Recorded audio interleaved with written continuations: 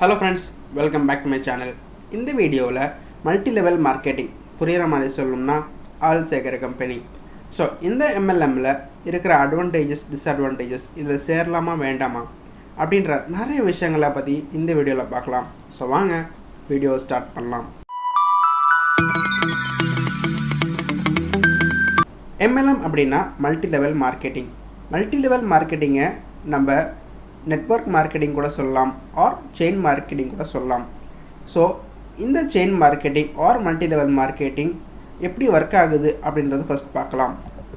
So இதில் direct manufacture இருப்பாங்க, மேனுஃபேக்சர்லேருந்து distributor இருப்பாங்க, டிஸ்ட்ரிபியூட்டர்லேருந்து டைரக்ட் கன்சூமர்ஸ் இருப்பாங்க. இதில் எந்தவித அட்வர்டைஸ்மெண்ட்ஸும் இருக்காது. ஸோ டிஸ்ட்ரிபியூட்டர்ஸ் தான் அட்வர்டைஸ்மெண்ட் பண்ணி அந்த ப்ராடக்ட்ஸை மக்கள்கிட்ட கொண்டு போய் சேர்ப்பாங்க. ஸோ ஒரு சில கம்பெனிஸில் ப்ராடக்ட்ஸாக இருக்கும், ஒரு சில கம்பெனிஸ் வெறும் ஸ்கீம் மட்டும்தான் இருக்கும். ஸோ ஒவ்வொரு கம்பெனிக்கும் ஒவ்வொரு விதமான ப்ராசஸ் இருக்கும். ஸோ அந்த எந்த விதமான ப்ராசஸில் நம்ம சேர்ந்தால் நம்மளுக்கு எவ்வளோ ப்ராஃபிட் அண்ட் நம்ம எப்படி அதில் மூவ் பண்ணுறது அப்படின்ற விஷயங்களை பார்க்கலாம். ஸோ ப்ராடக்ட்ஸாக இருக்கட்டும், ஸ்கீம்ஸாக இருக்கட்டும், ரெண்டுத்துக்கும் ஒரே விதமான டேர்ம்ஸ் அண்ட் கண்டிஷன்ஸ் தான். ஸோ த ஃபர்ஸ்ட் என்ன அப்படின்னா பீப்புள் அண்ட் ஃபிலாசபி.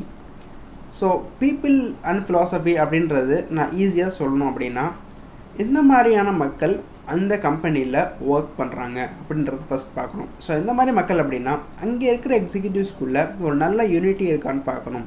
ஸோ எல்லாத்துக்கும் ஒரே மாதிரி யூனிட்டி இருக்கா அண்ட் அதுக்கு யாராச்சும் லீடர்ஷிப் இருக்கா அண்ட் அந்த லீடர் எப்படி மார்க்கெட்டிங் பண்ணணும் அப்படின்ற விஷயங்களை சொல்லி கொடுக்குறாங்களா, அந்த மாதிரி நிறைய விஷயங்களை பார்க்கணும். ஸோ ஒரு லீடர் அப்படின்றது ஒரு கம்பெனிக்கு ரொம்ப முக்கியம் இல்லையா?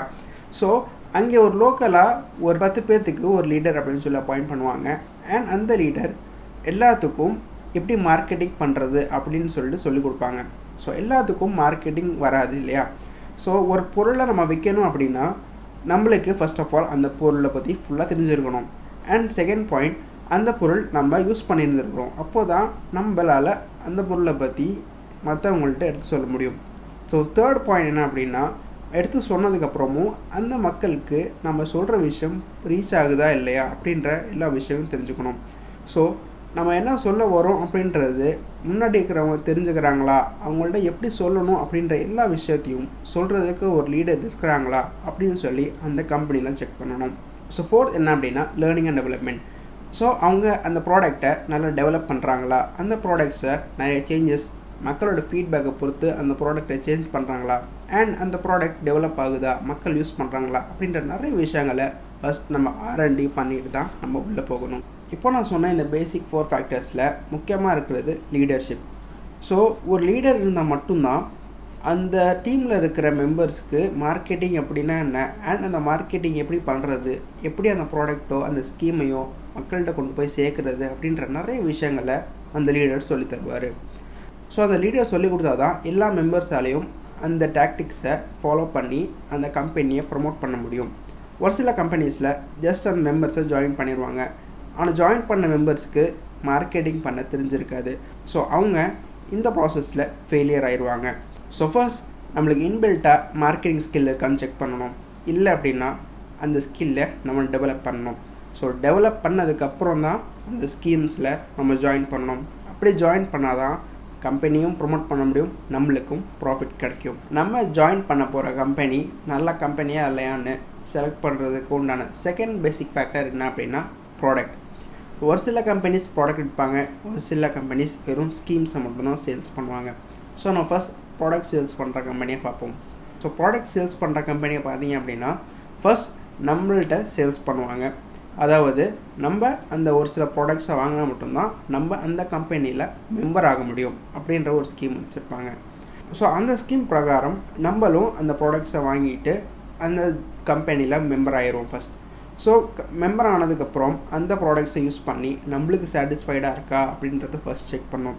ஸோ அந்த ப்ராடக்ட் எக்கனாமிக்கலாக இருக்கணும், நம்மளுக்கே பிடிச்சிருக்கணும், நம்மளும் அந்த ப்ராடக்டை திரும்பி வாங்குகிற அளவுக்கு அந்த ப்ராடக்ட் நல்ல ப்ராடக்டாக இல்லையான்னு சொல்லி ஃபஸ்ட் செக் பண்ணணும். இதுக்கு முன்னாடி ஃபர்ஸ்ட் அந்த ப்ராடக்ட்ஸை யூஸ் பண்ணி இருக்கிறவங்கள்ட்ட நம்ம ரேண்டமாக போயிட்டு அந்த ப்ராடக்ட்ஸ் நல்லா இருக்கா இல்லையா அப்படின்னு சொல்லி first of all cross verification பண்ணிட்டு தான் இந்த ஸ்கீமுக்குள்ளே நம்ம ஜாயின் பண்ணணும்.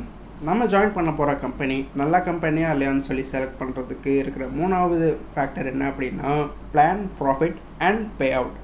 ஸோ ஃபர்ஸ்ட் நம்ம என்னென்ன மாதிரி பிளான்ஸ் இருக்குது அப்படின்றத பார்க்கணும். அண்ட் நம்மளுக்கு ப்ராஃபிட் எவ்வளோ பர்சன்டேஜ்லேருந்து ஸ்டார்ட் ஆகுது அப்படின்றத பார்க்கணும். அண்ட் பே அவுட், அதாவது செக் மூலியமாக வருதா, பேங்க்கில் வருதா, இல்லை பாயிண்ட்ஸ் பேஸ் பண்ணி தராங்களா அப்படின்ற நிறைய விஷயங்களை செக் பண்ணணும். ஸோ ஃபஸ்ட்டு இருக்கிற 2 விஷயம் கரெக்டாக இருந்தாலே ஆட்டோமேட்டிக்காக இது கரெக்டாக இருக்கும். ஸோ இந்த ப்ராசஸில் இருக்கிற ஒரு சூப்பரான அட்வான்டேஜ் என்ன அப்படின்னா இதில் காம்பவுண்டிங் ரிசல்ட் வரும். ஸோ காம்பவுண்டிங் ரிசல்ட் அப்படின்னா என்னன்னு ஒரு சின்ன எக்ஸாம்பிள் மூலயமா சொல்லிடுறேன். ஃபார் எக்ஸாம்பிள், நம்ம வயலில் ஒரு நெல்லை போடுறோம்.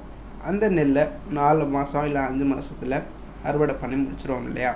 ஸோ அதுவே நம்ம ஒரு தென்னந்தோப்பு வைக்கிறோம். ஸோ அந்த தென்னந்தோப்புலேருந்து நம்மளுக்கு இளநீ வர்றதுக்கு மினிமம் 5 to 6 இயர்ஸ் ஆகும் இல்லையா. ஸோ அந்த இளநீ வந்துடுச்சு அப்படின்னா நம்மளுக்கு இளநீ கிடச்சிக்கிட்டே இருக்கும். அண்ட் நம்ம அது பிஸ்னஸ் பண்ணி விற்றுக்கிட்டே இருக்கலாம். அதுதான் காம்பவுண்டிங் ரிசல்ட்.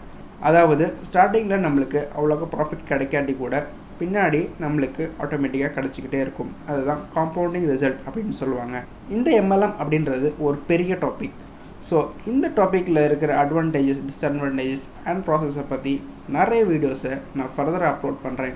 இந்த வீடியோ பிடிச்சிருந்தா கண்டிப்பாக லைக் பண்ணுங்கள், மறக்காமல் சப்ஸ்கிரைப் பண்ணுங்கள், முடிஞ்சால் ஷேர் பண்ணுங்கள்.